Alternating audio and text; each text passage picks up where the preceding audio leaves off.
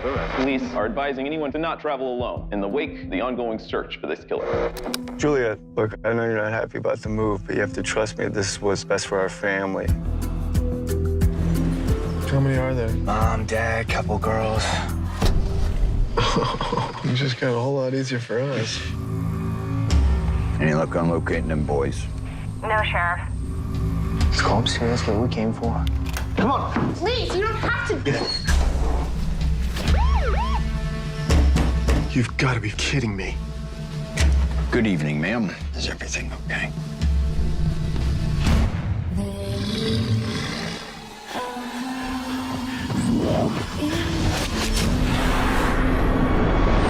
The danger inside I want you to close that door and lock it. is nothing compared I'm gonna get us out of here. Get out of the way.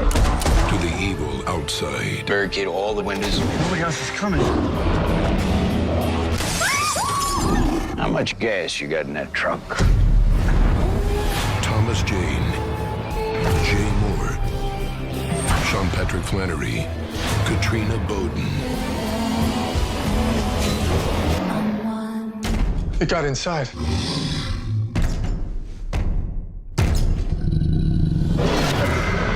Hunter's Moon.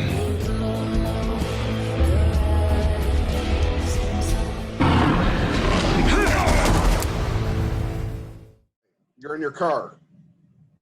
I am. When you got 3 young kids and a pandemic, it becomes the only quiet spot in my my humble abode, if you will.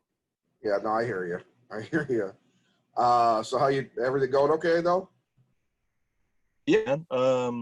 Like I said, the last couple of weeks were rough. I think it starts to mental health is kind of something that I think a lot of people struggle with. It's one of the things that I don't shy away from talking about. Okay. So yeah, I think in regards to just everything that's going on in the world and then just normal day-to-day stuff, it just kind of took a little bit of a toll, and it's hard when so much of what drives me as an individual revolves around being creative. So when those things kind of start to not mesh, it becomes hard to really make sense of the world, I guess, in a weird way. It's I've got a lot of stuff on my plate, so I'm very grateful for that.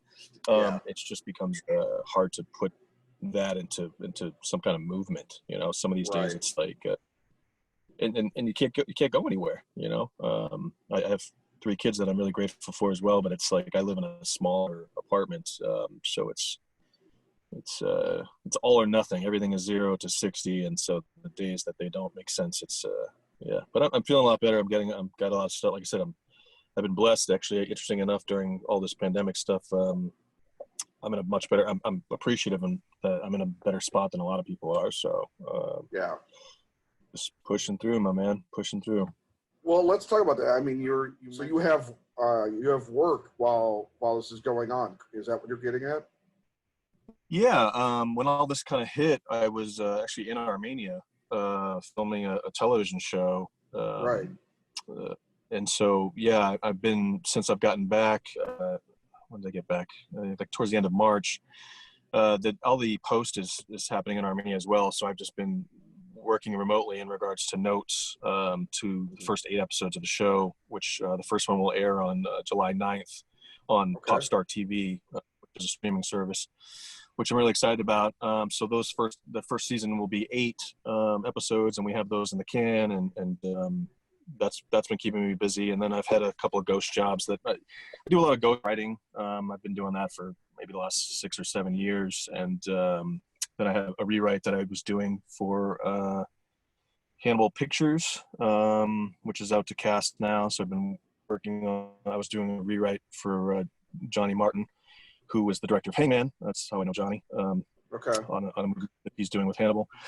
And then I'm putting the partner on Hunter's Moon, who was Clayton Turnage, who's also the supervising producer on the television show Purgatory that we were working on in Armenia.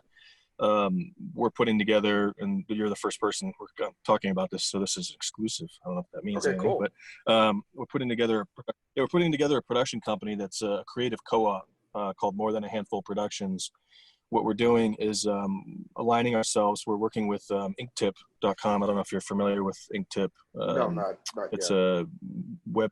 Yeah, they've been around. Gerald Laban is I hope I'm pronouncing that right. I think he was the founder.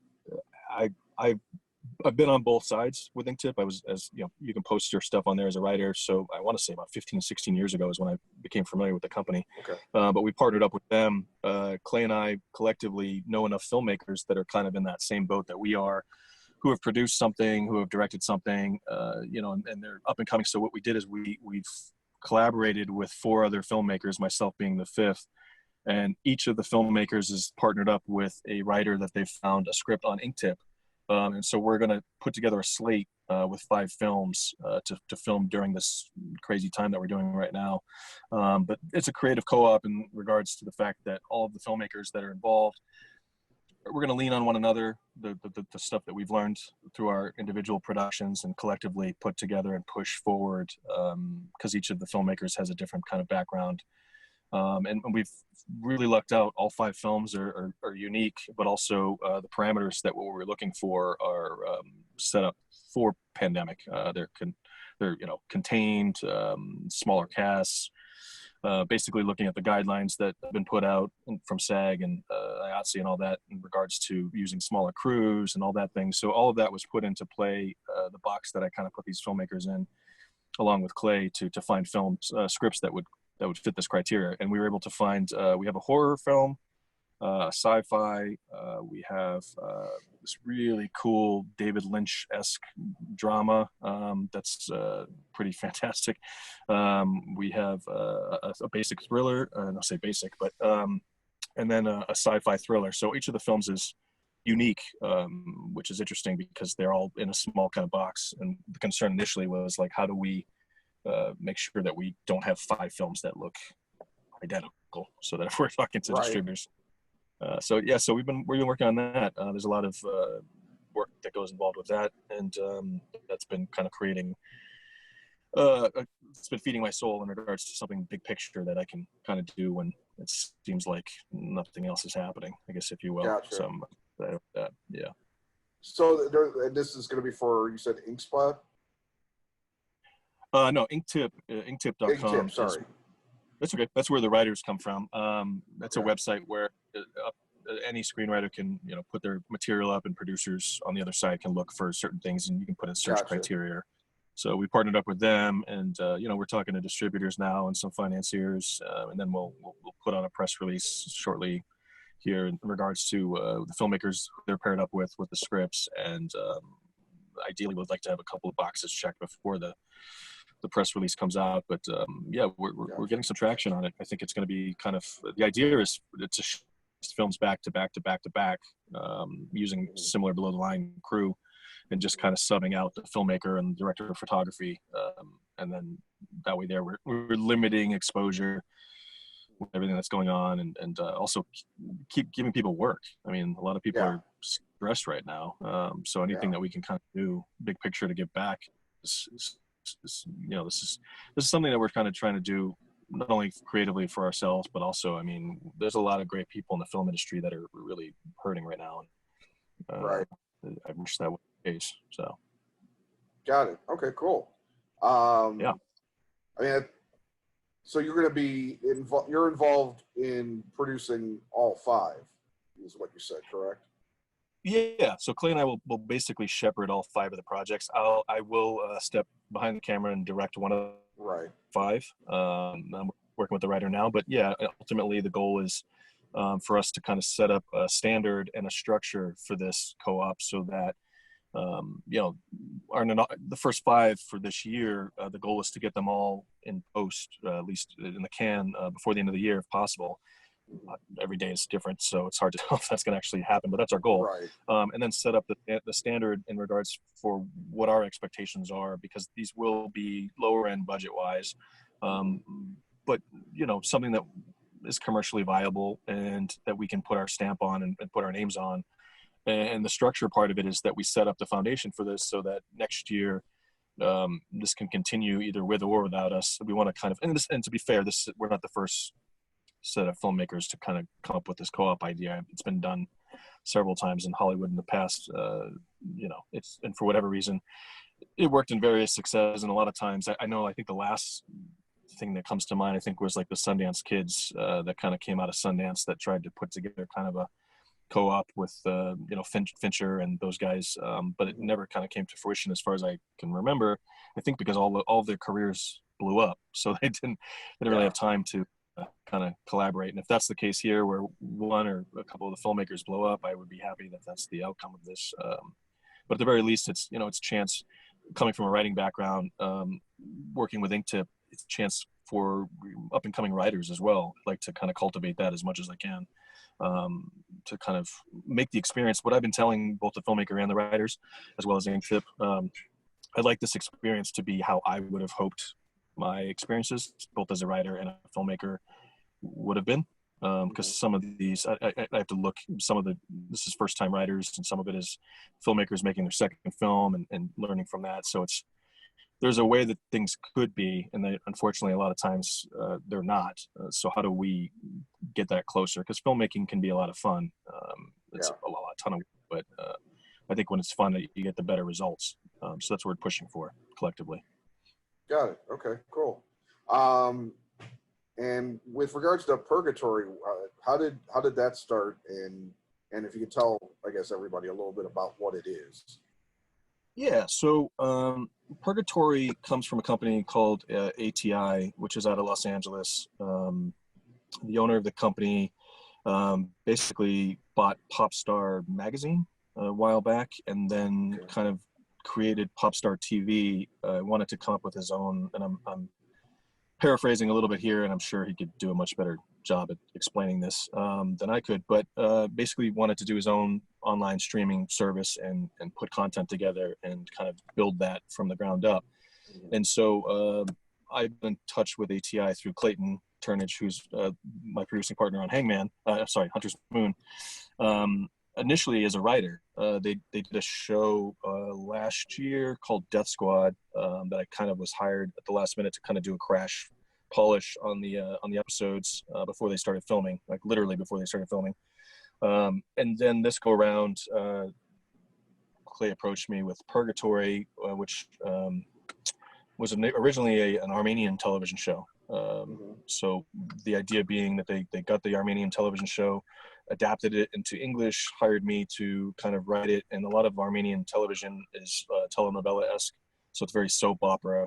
And so it doesn't necessarily, we don't want it to be a soap. So, I had to go in, and this one, I had a lot more time, rewrote the script, really started to like it. It's a great concept. Basically, the premise is a group of strangers all get together at this exclusive vacation resort. They're all invited to it to celebrate the New Year's.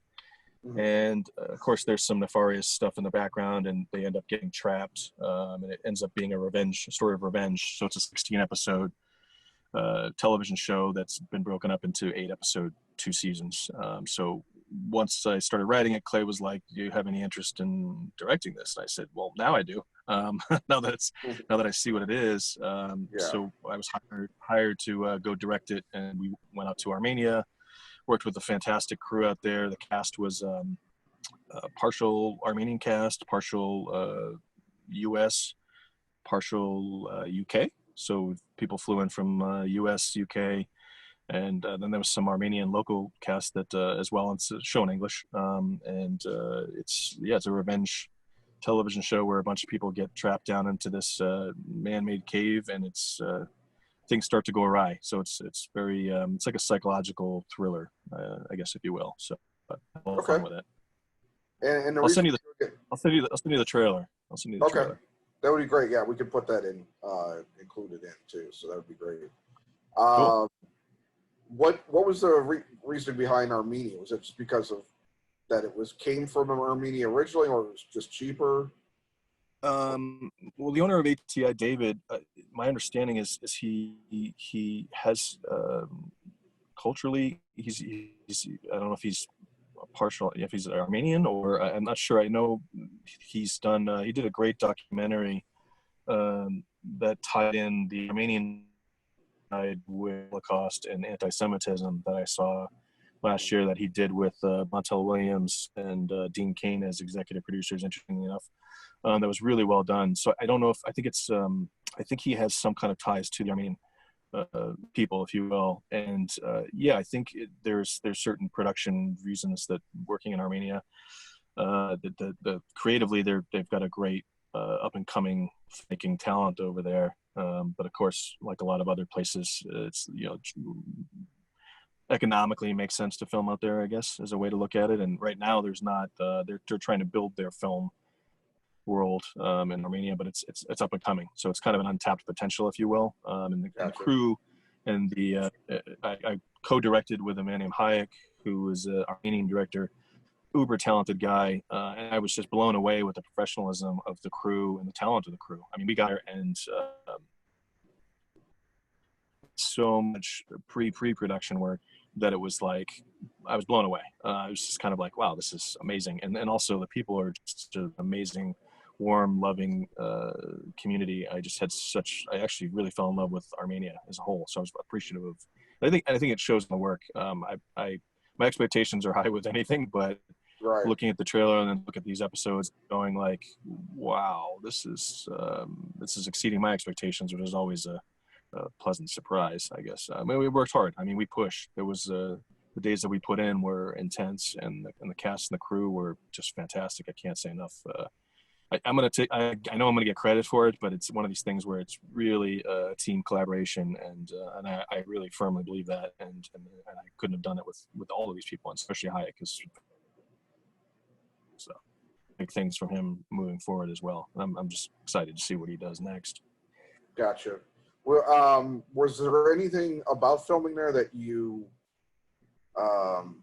either were surprised by or disappointed wouldn't be exactly the word, but lacking that you could have gotten somewhere else?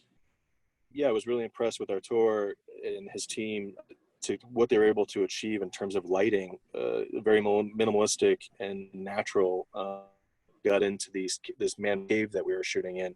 The look of it, and you'll see in the trailer price, but the turnaround, flipping the room, going from one coverage to the other, the time was just quick and doesn't look that way. I would prove for that good. It was an energy to it. The crew worked together, very group of people have put together.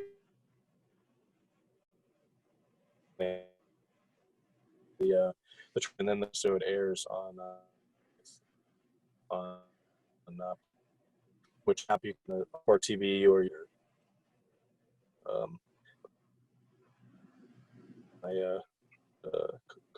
so did you freeze again? There you are.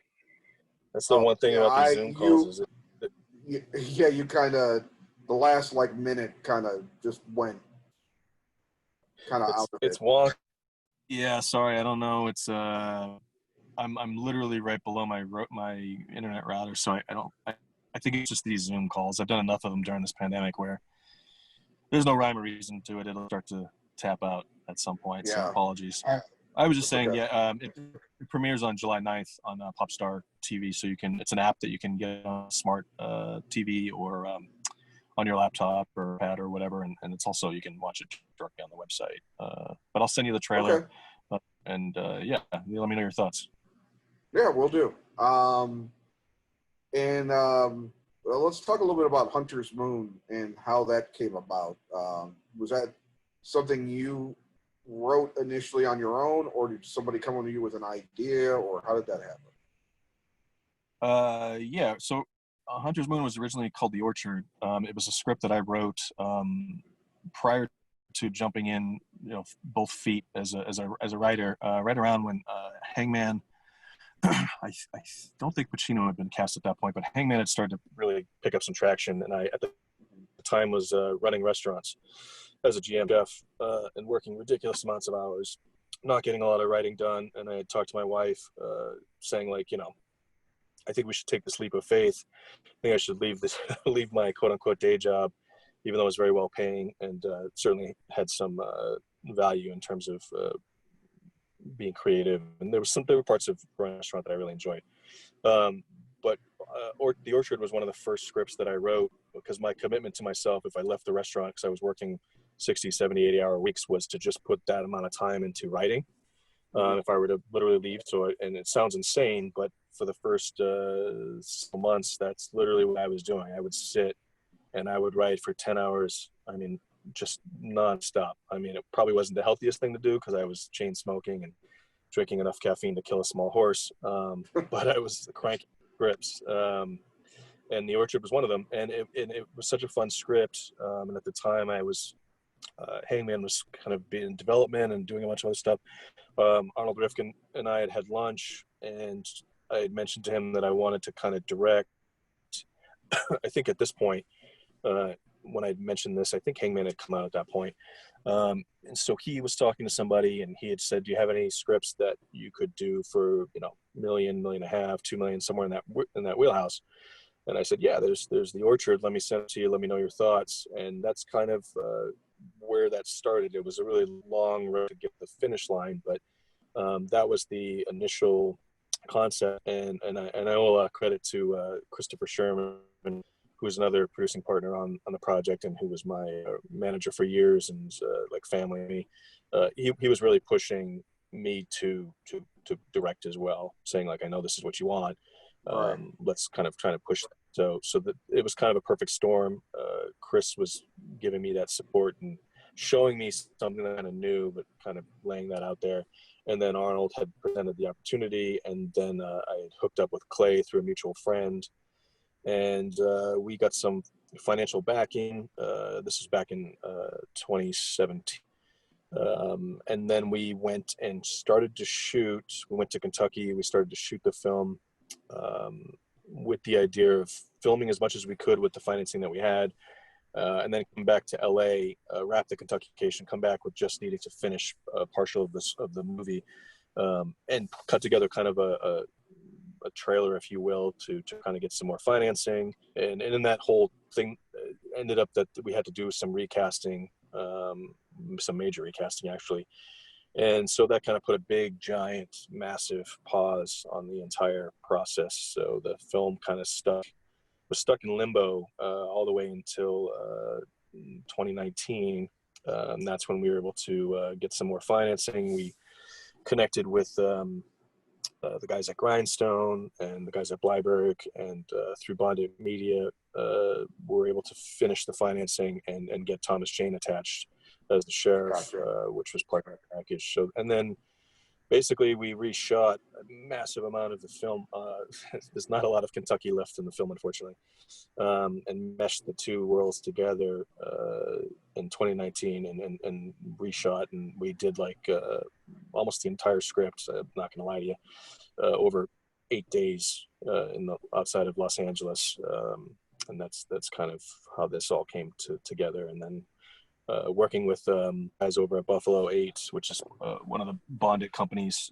We got a fantastic editor named Justin, who was able to, I guess, seamlessly put these two entirely different worlds together, in my opinion. There were so many issues with the filming, having to recast and reshoot big, giant chunks of the script when you're already, it's already low budget, having issues in that regards. That's I'm proud of how it turned out, but there certainly were limitations and a lot of obstacles and a lot of learning on the fly that's there. So it's not a masterpiece by any stretch, but I'm really proud of what it is, and I think it's a fun movie. Yeah, I gotta admit, I always get nervous when I get to know somebody, and then I have to see like their new work or something. I've had friends in the music business and the film business now and the restaurant world, and it's always difficult when they do something new, and you're worried that what if this is the thing you don't like? How do you convey that? And with Hunter's Moon, I got to be honest, I knew it was ultra low budget, so I was kind of worried about how I'd figure this out, but I ended up it actually enjoying it because I'm not a big horror fan typically, and I know it's barely in that realm, but it's kind, you know, the imagery it's obvious they were trying to go for selling it more as a horror film with the imagery, and which is actually a pretty cool poster, and the title change because the orchard could have, I guess, to them probably been anything, and Hunter's Moon actually does make a little more sense in my opinion. So they, you know, sometimes the money people can end up helping, I think, in some regards. Unless that was your idea. I don't. How did the name change come about? No, actually, it was the guys at Grindstone. I actually fought it only because my concern, and I understand it from marketing's perspective. I'm actually went to Boston College for business for a little while, so it's not like I'm oblivious to how this works. But my concern was that, like exactly like you said, it's not necessarily a traditional horror movie, and it wasn't. And that's what I didn't want to make a. You know, I'm a big horror fan. Horror has influenced me quite a bit, and I wanted to kind of pay homage to that, but I wanted to do something a little bit different and unique. And my concern was by changing the name and really pushing that werewolf element, that people would go in with expectations that weren't what I was trying to do as a filmmaker. And I've read some of the reviews and kind of cringed because that was taken out of my hands. And again, I understand, and it's an amazing poster and DVD cover. Love it. And the name is grummy, I'll say that. But my thing with the orchard was that it was a little bit more ambiguous. I was kind of trying to throw out a little bit of a broader net, and I didn't want people going in as werewolf fanboys, knowing that I had gone the Jaws route on this. Nothing to do with budget. We actually, Vincent, who's our special effects guy, phenomenal job with the werewolf, and by any other stretch I would have shown the shit out of that thing, but it wasn't the movie I was trying to make. I didn't want to do The Howling. I didn't want to do, you know, American Werewolf. This was more of a character piece, and I wanted it to kind of have kind of that fun thriller thing that had some purposely. I wanted the beginning to be very cliche on purpose so that I could turn it on its head a little bit. And I just felt like by changing the title and with the trailer, you know, there were some twists that were revealed a little bit. And, you know, those are things that it was part of the learning curve. And now I know that, you know, that's a possibility with, I guess, any film. So yeah, that's how that kind of came about. I guess I'm just frustrated as a filmmaker that some of the negativity, because if people are going like, this isn't a werewolf movie, and I go, I know I didn't want it. I didn't sell it that way, and that wasn't my initial intent. Well, to me, it's still a werewolf movie. Yeah. It's just not nonstop werewolf. I mean, yeah, and I think, you know, like I said, I think at the end of the day, what I wanted to do was something that was fun. That, you know, it has some popcorn feel to it, and I wanted to have some talented actors. I think we really lucked out and had some great actors.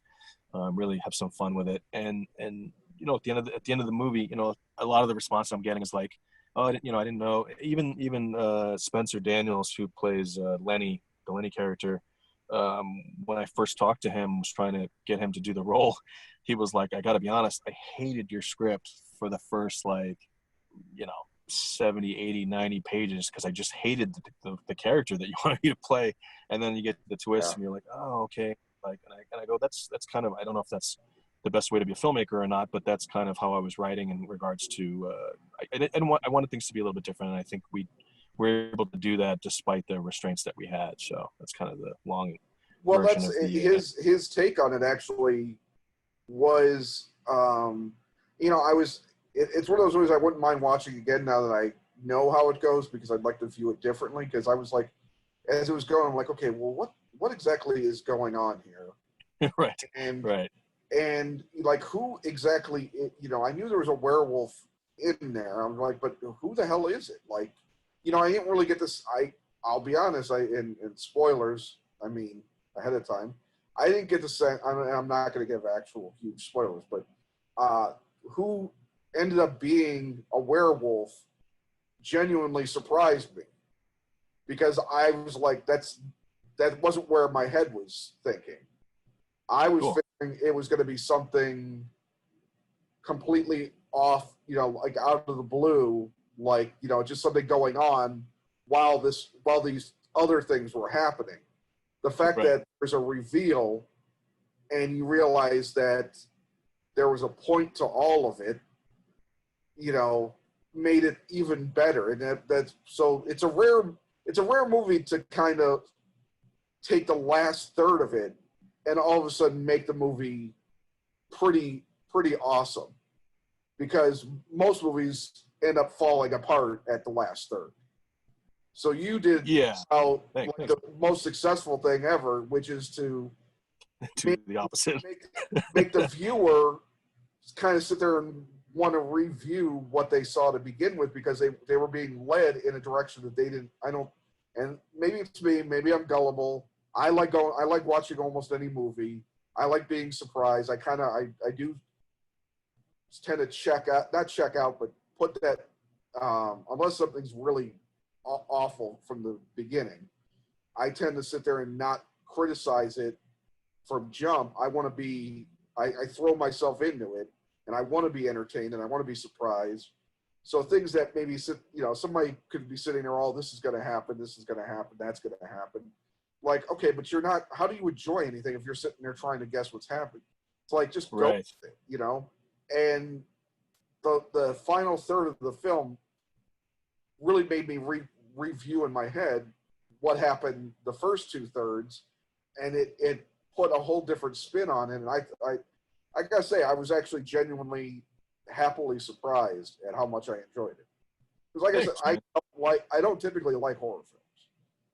I appreciate that. Yeah, it's weird. Like I'll see some, even like when we were getting notes throughout some of the process, people were like, well, the acting here is so weird. And I'm like, well, yeah, but if you go back after and see why they're acting that way, like, I'm like, are you saying acting in terms of like the actors acting weird or the characters acting weird? The characters acting weird.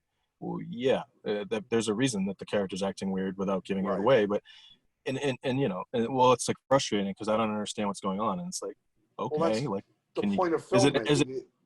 Is it keeping your interest enough to find out, or do you want to shut it off? No, I want to see how it ends. Well, that's then I've done my job. Like, that's the whole, you know. And I also, like, there's, you know, I think society wise we've gotten to a place where people have to be beaten over the head and everything has to be so on the nose, and I just don't want to treat the audience as stupid. And, you know, certain people have watched the movie and gone like, oh, I had it figured out pretty quickly. That's cool. I don't have an issue with that. I knew there were certain spots. I had questions posed to me. Well, looking back at it, I could see how somebody could actually see it. You know, I just tend to have this thing where I sustain belief because I want to actually enjoy every film I see. I as much as like people think that critics or people that are critical don't want to, you know, they hate everything. Well, that's not true. I mean, there's certainly stuff I hate, you know. Right.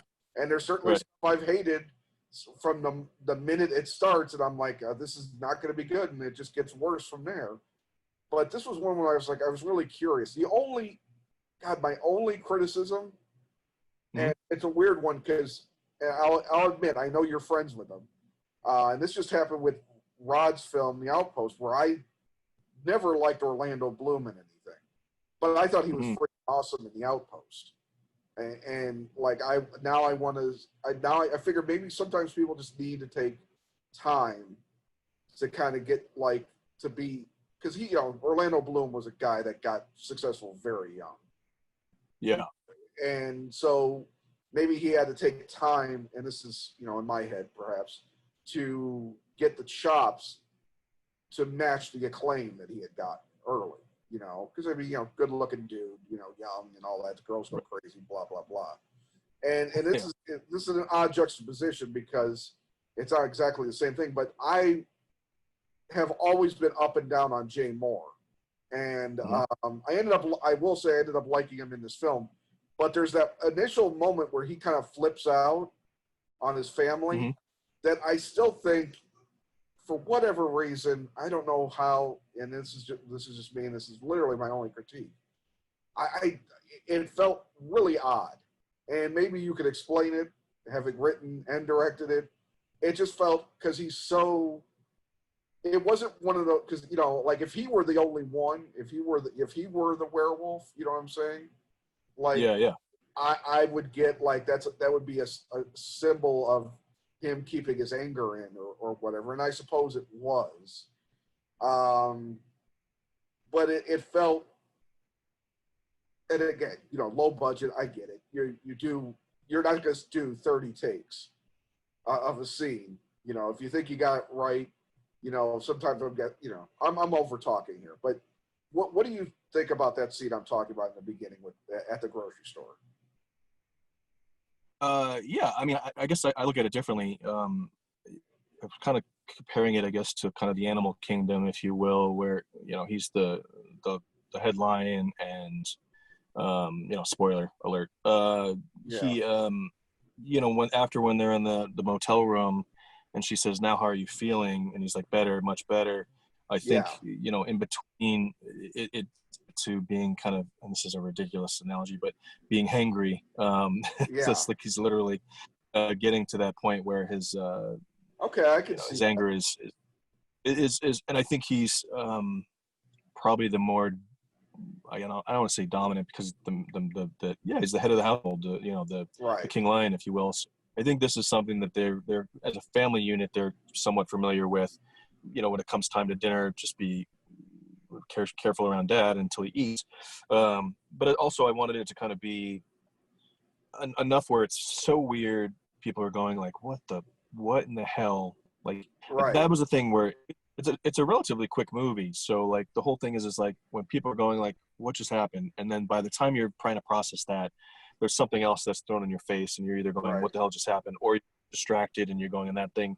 So it's one of those things where at the end you go back and go like, well, that makes sense. Like, they were getting ready to leave. He was ready to go hunt. He was losing his cool. He was being challenged by his cubs, so to speak, who haven't had their first kill, so they don't know what it's like to have that. Obviously, Juliet's character is probably the closest to dad, and is fiending that parallel between, you know, becoming a young woman and sexuality, and getting that other release that the twist is involved with. So I think that's where I'm at with that scene. I really enjoyed it. Yeah, I think that's fair. But I like the fact that we can talk about that, and I that's missing in filmmaking and critics and the 24-hour news cycle, and, you know, everyone that has a website or whatever, is this ability for us to kind of dissect and now I think there's more access to filmmakers between Twitter and these other avenues than ever. And the instinct for people to tear down rather than to ask questions. And as a filmmaker, you don't get to put an asterisk next to anything that you've done. Your name's on it, and that's it. And people don't get to see. I haven't found respect for any movie that's ever been made. Whatever is the worst movie ever made, I still have a new respect for it, because it is insane to get it from screen to distribution on any level, on any budget. There's just so many obstacles, and there's so many chefs in the kitchen, for better or for worse, and then there's just so many boxes that you have to check that I think the general public isn't aware of. And that's fine, because looking behind the curtain kind of removes that. Like you said, you want to just check out and watch a movie. It's one of the reasons I enjoy the horror genre, because I'm able to do exactly what you do and just sit and just let myself go and don't think. And if you're going to scare the crap out of me, I'm the guy that's going to jump. I'm not going to try and be cool about it. You know, I'm the guy in the theater, you know, clinging to the seat. You know, I like that. I like the fact that, you know, you're taking me for this journey. So maybe the public not seeing behind the curtain is a good thing too, but it's a catch-22. We don't get to really explain this happened or this actor was sick or we lost a day of shooting because of rain or whatever. There's just so many different things that happen that, you know, other people that have day jobs have issues happen during the same. It's no different than filmmaking. So it's just interesting. It's there for I think everybody has the idea that, well, they probably sit there and think, well, every film has all the money in the world to fix everything. You know, it's like, no, not every movie is a Marvel movie where they can fix every little issue if they need to. You know, nobody's gonna sit there. I mean, you did reshoot, you know, shockingly on a small budget, but most films don't get to, you know, do like, you know, X-Men Dark Phoenix did, which is go back 6-9 months after they were done and refilm an entire ending, you know. And sometimes, and you know, and that could be good, that could be bad. Sometimes it's, you know, it's just depends on what the end product is, you know. But no, that's a fair point, and it's something as I've gotten older. I mean, I didn't grow up with the internet, obviously, so it came around. I didn't get to it until I was in my 20s, and it's something that I even had my growing pains because I started writing around the time I started experiencing the internet. And my first thing was message boards. That was before social, you know, MySpace and all that stuff. And, you know, I could, you know, where similar minds got together and, you know, we were all kind of jerky about our opinions and stuff, but it's the way you were with your friends, but then it was amplified to a wider audience. And then, of course, when social media comes around, it's amplified to the whole world, you know. And people, like you said, filmmakers and artists and everybody else that you've actually seen things of are there. And then everybody thinks they have the right to just, you know, shit on everything. And I got to the point where I decided only to truly shit on politicians and those, you know, making life worse for the world. And that got me bounced off Twitter. So are you off forever now? I can't seem to find a way to get back on. I called one of Trump's former cabinet cabinet members or acting whatever. I called him effing C, and within seconds I was suspended.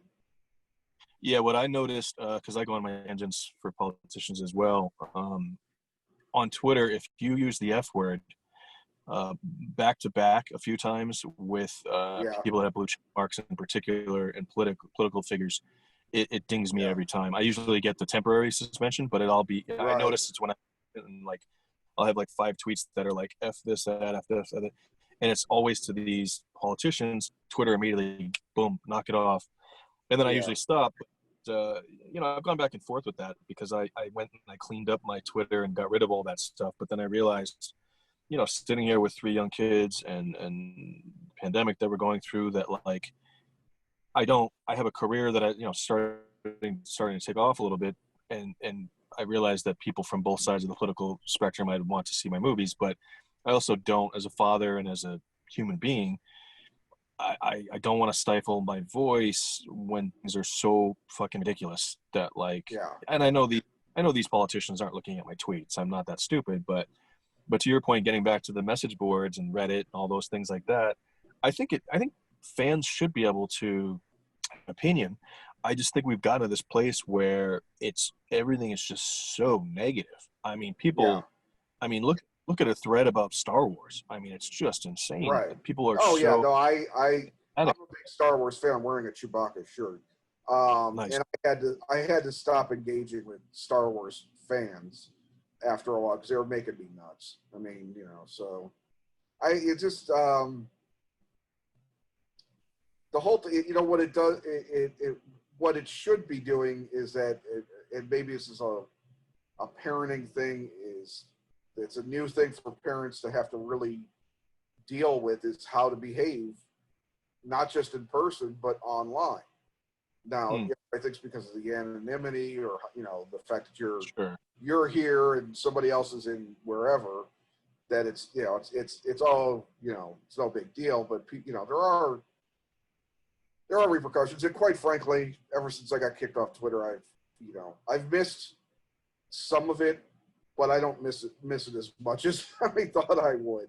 It was just feeling negativity for the most part. So it's super negative. I'm with you. I think it's I've been tempted to get off, and then I think, well, I do need it for career. And you know, one of the things I noticed, there was a review during Hangman that this critic was, you know, I say critic, shit, a blog or whatever, but was like calling me out by name and like really being my livelihood, and was like literally saying like, here's Michael Caissie, who has 4 other films in some kind of pre-production, when female screenwriters can't get the time of day, and really went on this massive soapbox, you know, this tangent. So I chimed in saying like, you know, you don't know the first thing about me. I mean, like I was, raised by my mom and my grandmother predominantly. And I was in the middle of shooting Hunter's Moon, the second part. I said, I'm shooting a film now that by all intents and purposes is a female empowerment film, very female centric cast.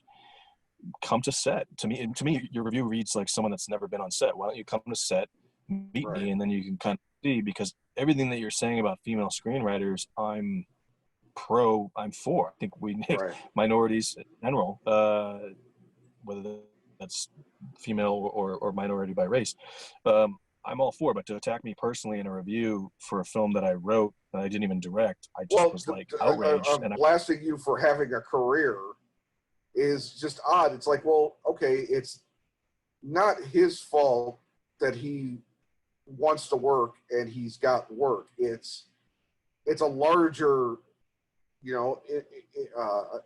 unbalance, at hand. Maybe not hiring enough females to do this or that, and that, attacking one person. Well, Steven Spielberg's working. He's a man. You know what I mean? Like, well, I don't understand.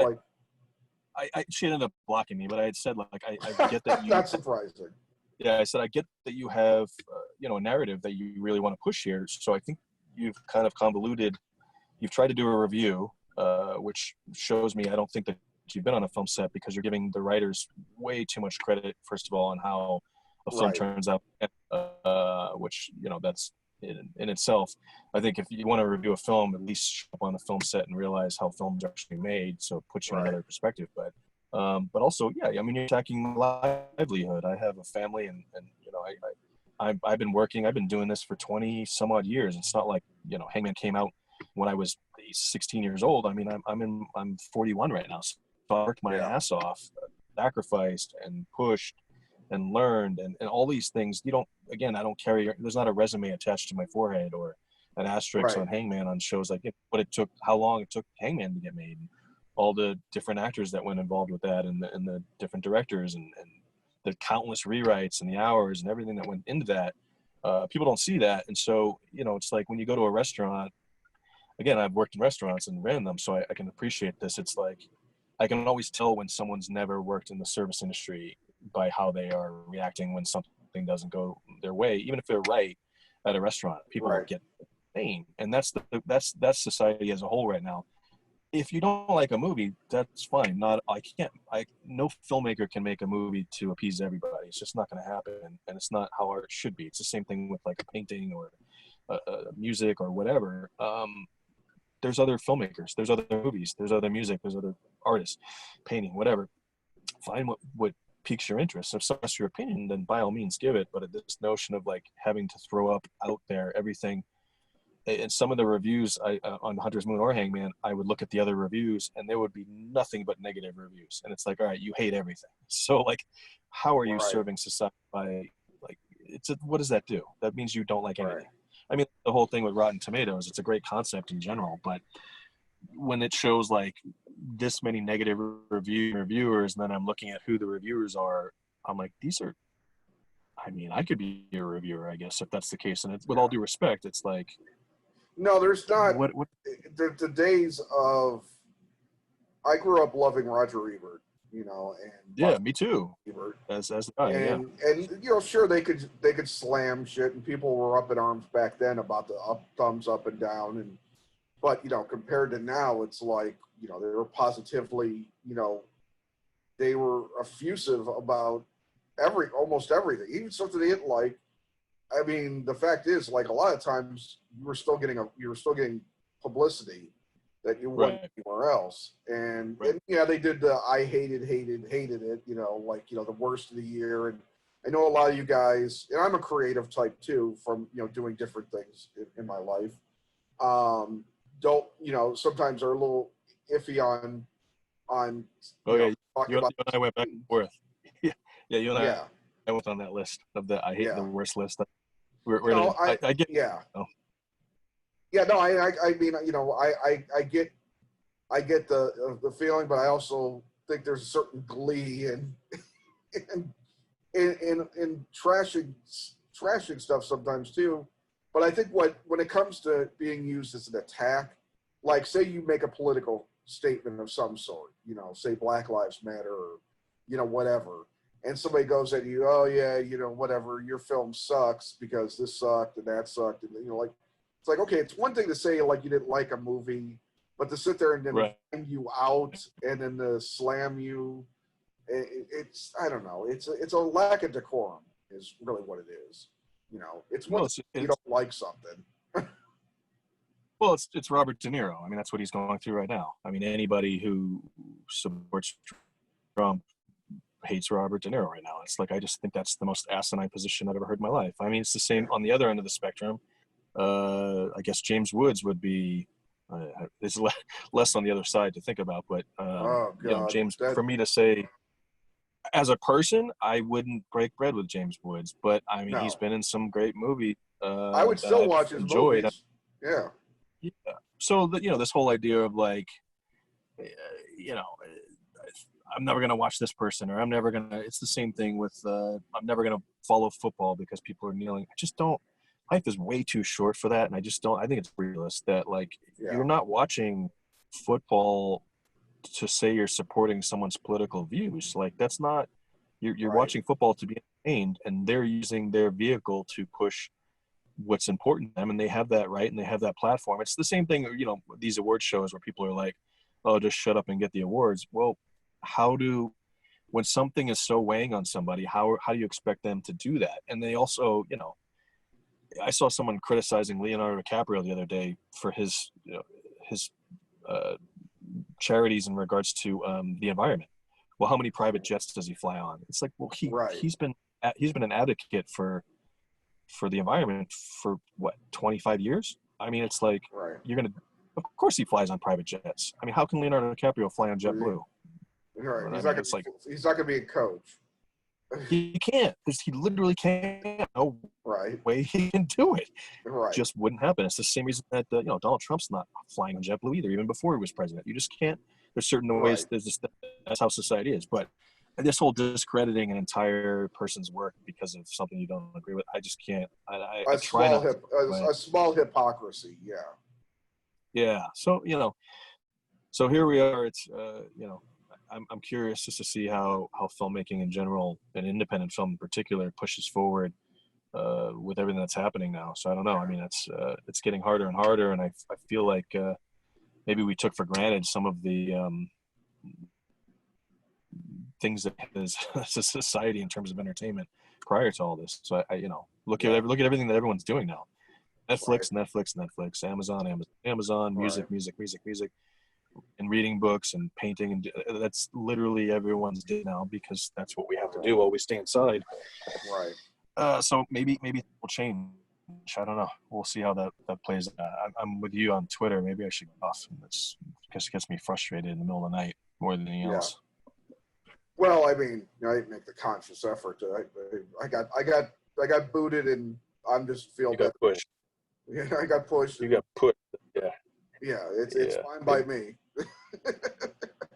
Well, I think it's a good place to end it. I wanted to. You're probably spending your time on Twitter. You there? Hello. Yeah. I think we both froze. There you go. I see you. All right. It's weird because sometimes the audio keeps going and the video just freezes. It's hard to tell which one. So it must be it must be Zoom, because all right. Well, I appreciate you taking the time. This has been a chat with Michael Caissie. His new show Purgatory is coming out on PopStar.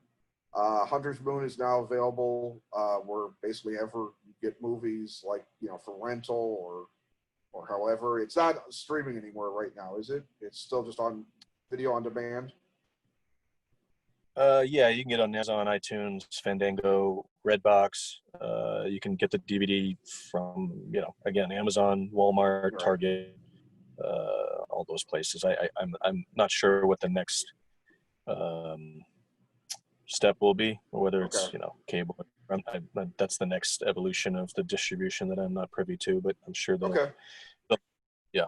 But it's basically where, you know, you can buy it on physical copies wherever you get those, and If you buy Yeah. video on demand, wherever you get those, it's available now. It's worth a look. Thanks. So check it out. And Hangman's on Netflix now too. So if you Oh haven't yeah, seen Hangman's Hangman, on Net. Right, I forgot about that. Hangman's on Netflix with yeah, Pacino and Karl Urban. yeah. They're both really good in it. Yeah, I actually thought Brittany Snow stole the movie. I was really happy with her performance. So, but it's a fun. It's a movie that is near and dear to my heart, and yeah, if you have time, check that out as well. So thanks for Purgatory coming soon. Hunter's Moon on video on demand, and Hangman is on Netflix right now. So go check out all of them as soon as you can. And there'll be more information when this goes up. The trailer will be attached to this, and anything else we can throw in there. All right. Thanks, man. Appreciate the time. It's been great chatting. Let's do it again soon. Yeah. Well, absolutely. Well, you take care, and I'll talk to you soon. Okay. All right, man. Take care. Have a good one. You too. I'm enjoying my time here. We have a great little crew. It's a small film, and I think that has a certain charm to it, especially in genre films when you can have the freedom to play around and do things you wouldn't normally be able to do in other films. So that's why I'm here. I'm Jay Mohr, and I play the dad, Tom. Play Tom Delaney, the dad of a neat group of kids and a great wife. I read the script with trepidation because Michael Caissie, the writer and director, is actually a buddy of mine. So when a friend gives you a script, you think, uh-oh, what if I don't like it? But it's the first script I ever read where I didn't look at the page numbers. Usually it's like page 11, 30, 90, like, eesh, how long? I never looked to see what page I was on because it was written so well, so quickly. And then when the surprises happened, I was alone in my apartment laughing. I just, talk about not seeing it coming. And I'm a comic too, so I can really usually sort of vibe out the beats like, oh, this is gonna do the old switcheroo. It really caught me off guard. I didn't see the ending coming, and that was really thrilling to be surprised reading a script. And I mean, juxtaposed with movies from the past, I mean, this is such a different story than older horror films that I've done. But what I liked was this was a modern scary tale, and it was great too. I like the idea of the modernity of it, and that, and it's not a nod to the past, and I think that's great. I thought the director was killer, and I really liked the script. There weren't any, big fences to leap over with this, and they assembled a strong cast. It's, there's some that even if you search, you can't find a reason not to do it. I think it's more than just a horror movie. I think it's kind of like a psychological little ride you go on. There's lots of twists and turns. And when I read the script, the last 5 pages, I was just like, I was hooked. And I was really excited to, take it on. It's really gonna be good. But what I liked about the script was there was a grittiness to it that is undeniable that I enjoyed. Anyone with brothers who reads a brother familial relationship, even if it's a super screwed up one, can relate to something like that. So I think I enjoyed the back and forth relationship with the brothers, and the strongest point of the script to me was the turn at the end. I was so disgusted with the Bloomfield brothers. I didn't really like the fact that they were just these predatory, for lack of a better word, assholes. And then at the end, when you find out that in fact they are the ones being preyed upon, I was like, oh, okay, I can definitely see myself doing this, being that it actually comes together in a culminating way. Well, I think that the thing that makes it so special is the twist and what that twist is, and I can't say it because it'll give it away. And I think it's just this typical family that you kind of you think what's going to happen, and then it all gets flipped on its head. And I was not expecting it. I was shocked when I read it. And I think all of the sisters in the family are so different yet so similar, which is really interesting. I think it's one of those movies that no one's going to know what the ending is, and no one's going to see it coming, and it's going to be a shock and a really cool twist. Actually, getting the full script and reading it, like I said, it was one of those. It was an easy read. There's some scripts that you get as an actor when people are interested in hiring you, and sometimes like you can't get through the first 5 pages in an hour. You just kind of keep reading, going like, "What is this?" or "What is it doing?" I feel like the characters in this are actually very relatable characters. They're characters that people can relate to themselves, or they know someone like them, and they felt like real human beings in a real situation.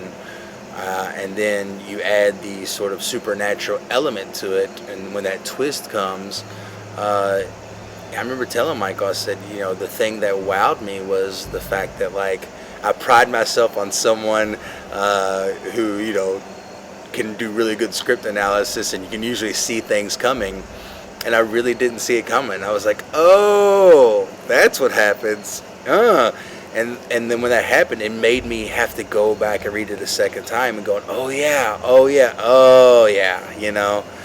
You know, I have to say, when I was reading the script, and I don't want to give too much away, but I was just really curious about the characters the whole way through, because they all have secrets, really interesting secrets that aren't revealed until the end, and you see that coming up in really kind of interesting and well-written ways throughout. And then when the final plot turn happens, it was just so perfect. And